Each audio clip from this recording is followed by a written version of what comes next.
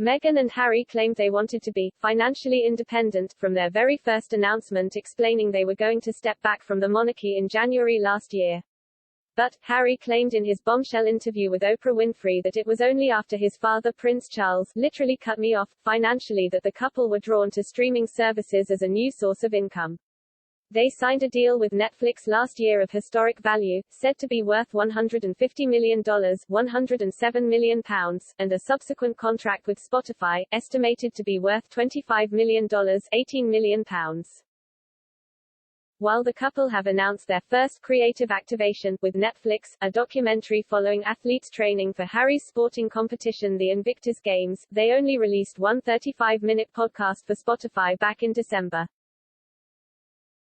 There has been radio silence from the Sussexes about the podcast branch of their new venture, Archwell Audio, over the last 6 months. Royal watchers should not expect any new content to be released anytime soon either, as the couple just took a 5-month hiatus from their working lives to bond with their newborn daughter Lilibet Diana. Royal commentator Phil Dampier warned, "We're being told they're having up to 5 months off and people who are paying them a lot of money will expect something in return. They seem to be using up a lot of ammunition very early and putting a lot of stuff out there in terms of deals and agreements with lots of firms." He added, "The question might be asked whether they have too much on their plate." But, PR expert Mark Borowski said, even if the shows haven't materialized yet, it's a win-win for Spotify to have 2 of the most famous people in the world connected to them.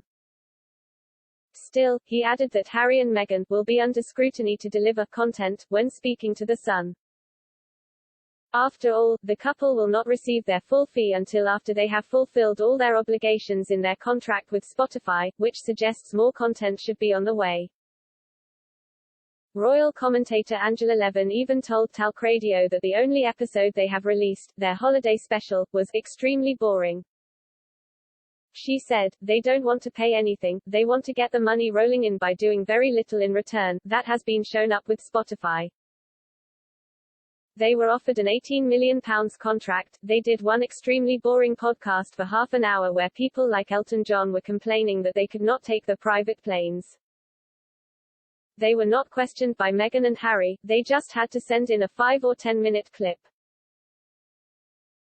I think Spotify is going to take action in August unless they make up their minds."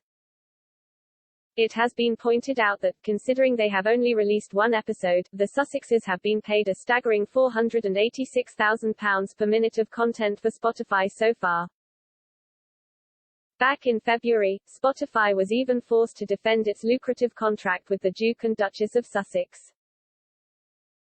Musicians and songwriters had complained to the global streaming platform that they were not being paid enough for releasing their content on the service, and so were struggling to make ends meet, in a stark contrast to Meghan and Harry.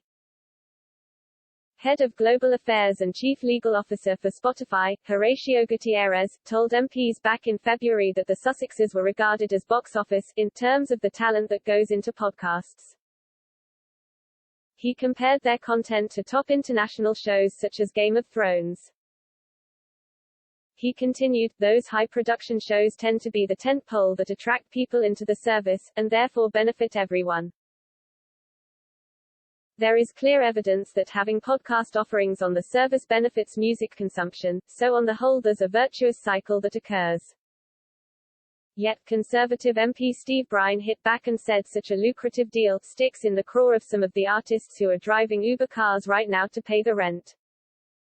Mr. Gutierrez was speaking to a Digital, Culture, Media and Sports Select Committee hearing for its inquiry into music streaming.